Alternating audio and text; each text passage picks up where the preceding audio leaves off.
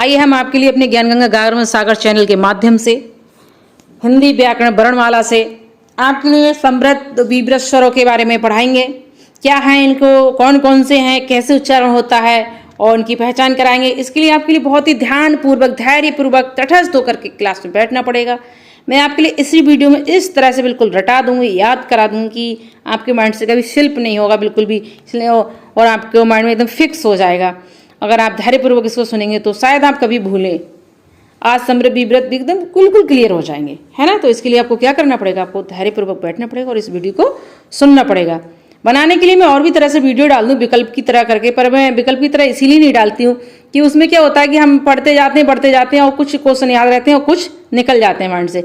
मगर इस वीडियो को अगर हम इस तरह से पढ़ेंगे क्लास की तरह, तो ये हमारे माइंड में लंबे समय तक बैठी रहेगी और कभी माइंड से स्लिप नहीं होगी। इसलिए हम अपने, जैसे हमारे चैनल का नाम है गागर में सागर, यानी कि थोड़े में ज़्यादा, उसी तरह से पढ़ाते हुए चलेंगे। आइए हम चलते हैं अपनी क्लास की तरफ। सभी पढ़ेंगे, सभी पढ़ेंगे।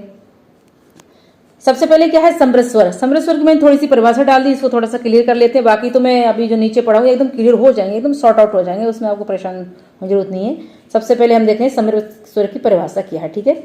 समृद्ध स्वर या ऊंचा स्वर, समृद्ध स्वर या ऊंचा स्वर ऐसी ध्वनि है, यानी समृद्ध स्वर को ऊंचा स्वर, यानी क्वेश्चन आ जाता है कि समृद्ध स्वर को और क्या कहते हैं, कहीं आ जाता है तो ऊंचा या नीचा कुछ भी, पहली बात तो आते नहीं इस तरह से क्वेश्चन। अगर आजकल तो कहीं से भी कुछ पूछ रहे हैं, अगर आ जाता है कि समृद्ध स्वर को क्या कहते हैं, तो ऊंचा स्वर या नीचा स्वर, तो आपको ध्यान रहेगा ये ऊंचा स्वर कहते हैं। ऐसी ध्वनि होती है जिसमें बिना व्यंजन की ध्वनि बनाई, यानी कि जब इसको उच्चारण करेंगे तो उसमें व्यंजन की ध्वनि महसूस नहीं होनी चाहिए, है ना, उच्चारण करते समय।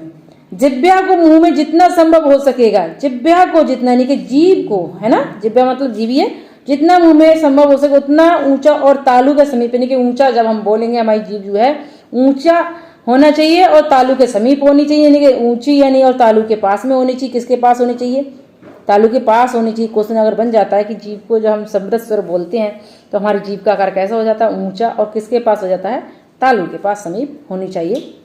ऐसे क्वेश्चन आते नहीं, बट आप ये सोच के चले कि आएगा, कुछ भी गलत नहीं है आज के समय में। उदाहरण के लिए ई, आप भी बोलिए, मैं तो बोल रही हूँ ई, आप ई, ऐसा एक स्वर है। अगर जिह्वा को इस किसी समृद्ध स्वर से, यानी कि जो हमारा ई स्वर है कैसा है,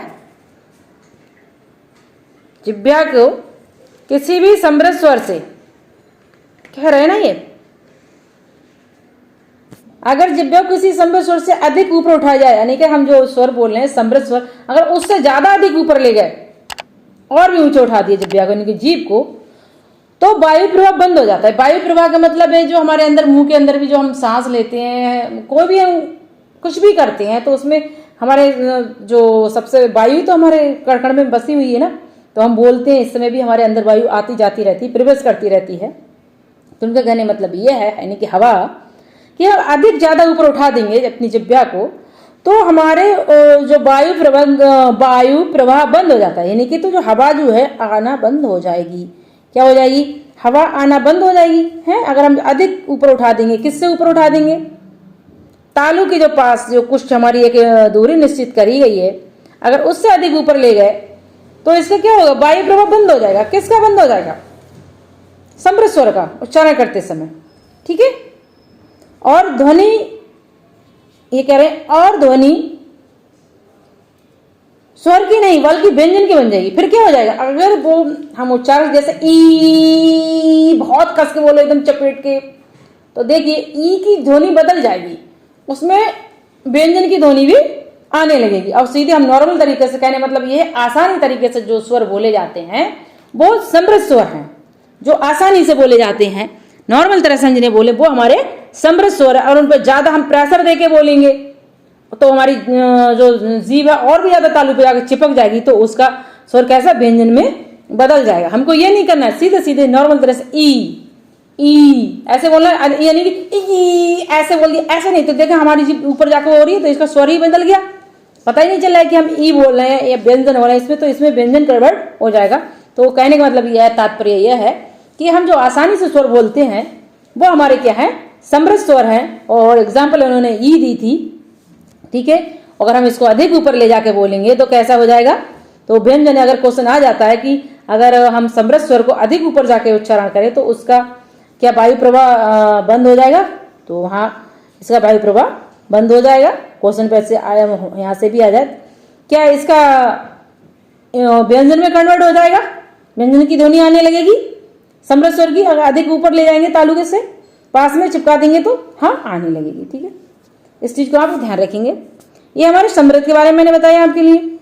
अब विवृत स्वर भी है हमारे, इनकी परिभाषा हम पहले समझ लेते हैं, फिर समृद्ध विवृत दोनों को हम समझते हुए चलेंगे एकदम अच्छे से, है ना। और जब क्लियर हो जाएगा तो समझने में बहुत आसानी हो जाएगी। समृद्ध विवृत हम जब दोनों को पहले ही समझ लेंगे तो समझने में बहुत आसानी हो जाएगी। जब हम जो नीचे भी एक्सप्लेन करेंगे बहुत जल्दी से आप समझ लेंगे इस चीज के लिए, है ना। देखिए अब हमारे आएगा विव्रत। विव्रत का मतलब तो आप समझ ही रहे हैं ना, बी मतलब बड़ा, व्रत मीन्स गोला, है ना। विव्रत इसने खुद ही बता दिया विव्रत का मतलब क्या है। तो अगर विव्रत का दूसरा अगर नाम कोई पूछता है फिलहाल, तो विव्रत मतलब यानी कि गोलाकार हमारा बड़ा सा खुला हुआ मुंह उच्चारण करते समय। विव्रत स्वरों की सबसे बड़ी खासियत यह है। विव्रत स्वर या निम्न स्वर ऐसी स्वर ध्वनि होती है जिसमें जिह्वा को मुंह में जितना संभव हो सके उतना नीचे, हाँ एक पहचान क्या है विव्रत और समृद्ध में। समृद्ध में क्या रहा है कि ऊपर जा रही है तालु, मतलब ऊपर की तरफ हमारी जीभ जा रही है, तालु के पास में को जा रही है, पर इसमें कह रहे हैं नीचे की तरफ, उसमें ऊपर की तरफ जा रही है। दोनों में अंतर क्या है, एक चीज आप याद कर लेंगे ध्यान से कि समृद्ध में तो ऊपर जाती है तो विवृत में नीचे ही जाती होगी। ठीक है, तो क्या है ये, कौन सी है, संभव हो सके नीचे तालु से दूर रखा जाता है, यानी कि नीचे तालु से दूर रखा जाता है। एग्जाम्पल फॉर भी ये दे रहे हैं, यानी कि उदाहरण के रूप में ये बता रहे हैं।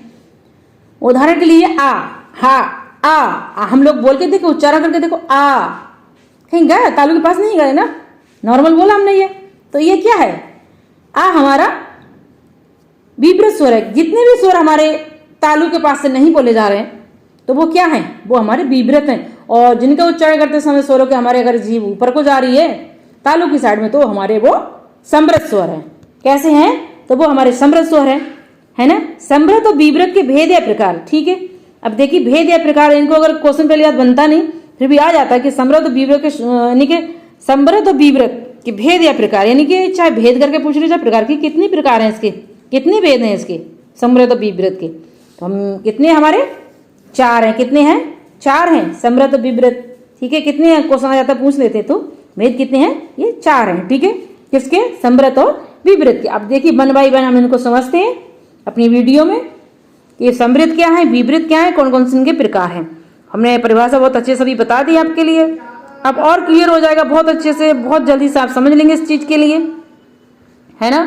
समृद्ध क्या है, विव्रत क्या, नंबर 1 पे देखिए हमारा आ गया समृद्ध आ गया, ये देखिए, है ना, ये हमारा समृद्ध है।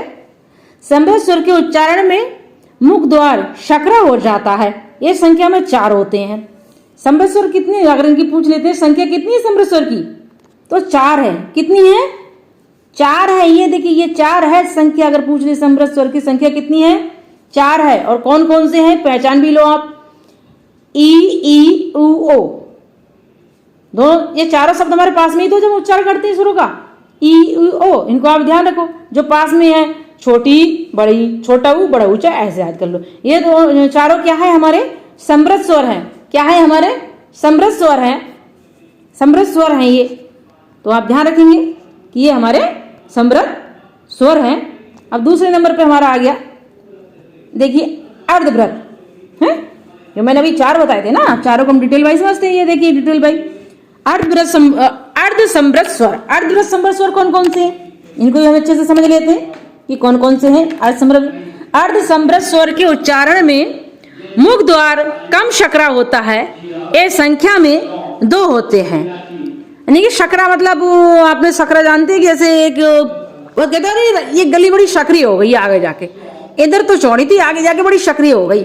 शकरी के मतलब पतली हो जाती है ना, ऐसे आप समझ लें। किसी संकरा का मतलब वो मतलब निकल तो पाता है व्यक्ति उस रास्ते से, पर वो सकरा रास्ता हो गया, पहले से जो पहले चौड़ा था पर अब सकरा हो गया। इसका सकरा का मतलब ये है, आप ये समझे, पता नहीं कौन सा सकरा है, आप कंफ्यूज ना हो।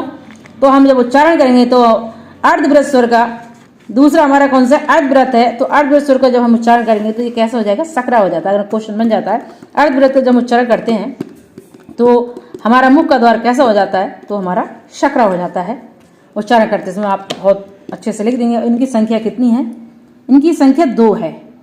कौन कौन सी है, अगर आप पूछ लेते हैं संख्या कितनी है इनकी अर्धव्रत संवर की, तो आप बता देंगे 2 है। और 2 कौन कौन सी है, ये हमारी ए और ओ, ठीक है, यही तो है ए और ओ।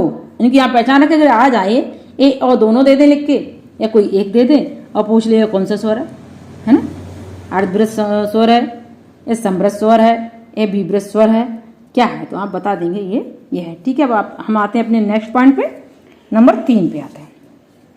विव्रत स्वर, विव्रत स्वर का उच्चारण मुख द्वार पूरा खुला होता है। हाँ, विव्रत देखो मैंने अभी थोड़ी देर पहले बताया था ना। अर्ध समृत स्वर का मतलब वही है कि आधा मुख खुला हुआ होता है। अर्ध समृत, अर्ध का मतलब ये खुद ही बता रहे हैं कि अर्ध, अर्ध मतलब आधा, समृत स्वर। विव्रत मतलब पूरा खुला हुआ उच्चारण करते समय। विव्रत स्वर के उच्चारण में मुख द्वार पूरा खुला होता है, ये संख्या में 2 होते हैं। आप चाहे उच्चारण करके देख लें, आपको अभी सॉर्ट आउट हो जाएगी समस्या। करके देखिए आप उच्चारण, जो हम विव्रत स्वर का जब हम उच्चारण करते हैं तो हमारा मुंह पूरा खुला होता है गोले के आकार में। तो और उनकी संख्या कितनी है, 2 है। संख्या कितनी है, 2 है। आ, ठीक है, आप उच्चारण करके देखिए आ, देखिए हमारे गोला आकार में, वृत्ताकार में हमारा मुंह का उच्चारण हो रहा है और पर पूरा खुल रहा है। और यहीं पे देखिए अर्धव्रत में क्या हो रहा है, आप खोल के देखिए, उच्चारण करके देखिए ए ओ, क्या हुआ, पूरा मुंह कहाँ खुला हमारा, कमी तो व्रत करो हुआ, वृत्ताकार हुआ ना, इसमें भी बोलते समय अर्धव्रत वाले में। और पर विव्रत में क्या हुआ, आ, देखो दोनों में पूरा मुंह खुल रहा है, वृत्ताकार हो रहा है। क्लियर हो गया, सॉर्ट आउट हो गया है ना। अब हम बढ़ते हैं अपने 4 पॉइंट की तरफ। अर्धव्रत स्वर, अर्धव्रत स्वर है ना, अर्धव्रत स्वर ये देखिए नंबर 4 है, ये है ना। अर्धव्रत स्वर के उच्चारण में मुख द्वार अर्ध खुला होता है ना, मैंने ये बताया था ना, अभी मैंने अच्छे से बताया। अर्धव्रत में क्या है, जब हम उच्चारण करेंगे तो हमारा मुंह तो खुलेगा पर आधा खुलेगा, गोलाकार, कम होगा, पूरा नहीं होगा, बड़ा सा। आप बोल के देख लेना चाहे, मुख द्वार अर्ध खुला होता है। कह रहे हैं अगर क्वेश्चन आ जाता है कि अर्धव्रत स्वर को उच्चारण करेंगे तो मुख का द्वार कैसा होता है, कम या ज्यादा, अर्ध खुला या पूरा, तो आप बता देंगे कि यहाँ अर्ध खुला होता है। और इनकी संख्या कितनी है, 4 है। कितनी है, 4 है। और कौन कौन सी है, आ, ए, ओ, आहा। आप उच्चारण करके देखो, मैंने भी उच्चारण करके देख लिया, मुझे तो पता चले कि हाँ इनमें अर्धव्रत हो रहा है और कम मुंह खुल रहा है। अब आगे हमारे पश्च स्वर, ये मैंने अलग से पॉइंट डाल दिए हैं। ये पश्च स्वर वाला, ये मैंने अर्धव्रत, समव्रत, यानी कि मैंने 4 पॉइंट आपके लिए समझा दिए हैं। पर ये मेरे लिए खास लगा, अच्छे से मैं सोचा इसे भी और मैं समझा दूं, कहीं से कुछ आता है तो मैंने इसे भी आपको समझाते हुए चल रही हूँ मैं। ये जो रहेगी ये लाइन मैंने अलग से डाली है, ये तो हमारे क्लियर हो गए। अर्धव्रत और समव्रत हमारे क्लियर हो गए हैं। अब पश्च स्वर क्या है, ये मैंने ढूंढा था, जैसे एक पार्श्विक स्वर है ना, इसमें पश्च स्वर क्या है, मैंने यहाँ ढूंढ के इसमें डाल दिया, अच्छी जानकारी लगी मुझे। ये है हमारा पश्च स्वर, ये है। जिन स्वरों के उच्चारण में जीभ का पश्च यानी कि पिछला भाग, पश्च मीन्स वो पता ही चल रहा है, पश्च, पश्च का मतलब क्या, पश्चिमी सभ्यता, पीछे है ना, यही तो है। तो यानी कि जीभ का पिछला भाग, जीभ का पिछला भाग, उच्चारण करते समय जीभ का पिछला भाग काम करता है, उसे पश्च स्वर कहते हैं। कि उच्चारण जब हम करते हैं तो बीच का अगला भाग नहीं, पिछला भाग उच्चारण करते समय, स्वर उच्चारण करते समय कार्य करता है अपना। जैसे आ, ऊ छोटा, ऊ बड़ा आ गया आपका, ओ, औ, अंग, आहा, ये अलग से है पश्च स्वर। ये आप अर्धव्रत में मत जोड़ देने के लिए, पर ये एक पॉइंट मिल गया था मुझे, तो मैंने इसलिए आपको समझाते हुए चल रही हूँ मैं। तो ये पश्च स्वर के आप जानकारी कर लो, इनकी संख्या कितनी है ये भी आप देख लेना, और कैसे उच्चारण होता है। अगर क्वेश्चन यही बनेगा कि पश्च स्वर का उच्चारण करते हैं तो ये कौन से भाग से होता है, जिह्वा के अगले भाग से कि पिछले भाग से, तो आप वहां भी लिख देंगे कि इनका उच्चारण पिछले भाग से होता है, किसके, जीभ के। ठीक है। अब व्रतमुखी स्वर क्या है, ये व्रतमुखी स्वर 3 है। ये विव्रत, समव्रत इनसे अलग है, आप इनमें ना जोड़ें, इनके लिए उनकी संख्या तो 4 है, पर ये अलग है। उ ओ औ, ये हाँ ये कभी कभार आ जाता है। फिलहाल इन 3 को ही हम मानेंगे व्रतमुखी। ये हिंदी की व्रतमुखी स्वर है। इनको उच्चारण ओष्ठों की स्थिति अगर क्वेश्चन आ जाता है कि व्रतमुखी स्वर का उच्चारण करते समय ओष्ठों की स्थिति कैसी हो जाती है, यानी होठों की स्थिति कैसी हो जाती है, तो वृत्ताकार हो जाती है। वृत्ताकार का मतलब गोलाकार हो जाती है। आप उच्चारण करके देखिए, ऊ हो गई ना बोला, ओ हो गई ना, अ आहा, इनमें आ हो रही ना बोला, आप उच्चारण करके देखिए भी मेरी तो हो रही है। तो ये वृत्ताकार अगर क्वेश्चन बन जाता है, व्रतमुखी स्वर क्या है, इनकी कितनी संख्या, तो 3 है। कितनी है व्रतमुखी स्वर की संख्या, 3 है। वो अगर पहचानने को आ जाए, ये तीनों दे दें और भी दे दें तो आप पहचान लेंगे ये व्रतमुखी है, किसी एक को दे दें बाकी और मिला दें तो आप पहचान लेंगे व्रतमुखी स्वर है। और इनको उच्चारण करते समय कैसी हो जाती है, हमारे ओष्ठों की स्थिति वृत्ताकार हो जाती है, यानी कि गोलाकार हो जाती है। ठीक है, आपके लिए मैंने अपनी वीडियो से अच्छे से एक्सप्लेन कर दिया इस वीडियो में। और हिंदी वर्णमाला की जो भी ज़रूरत वाली चीज़ें थीं वो मैंने आपके लिए सारी समझा दी हैं। उम्मीद है आपके लिए समझ में आई होंगी। अगर कहीं कोई वीडियो में मिस्टेक हो गई है तो आप उसके लिए मुझे माफ़ करें, पर उस गलती को मुझे बताएं ज़रूर कि कहाँ पर मैंने मिस्टेक की है, जिससे मैं उस अपनी गलती का सुधार कर सकूं। और इसी के साथ मैं आज अपनी इस वीडियो को समाप्त करती हूँ। बहुत बहुत धन्यवाद आपका मेरे चैनल पर आने के लिए, मेरी वीडियो को सब्सक्राइब सुनने के लिए।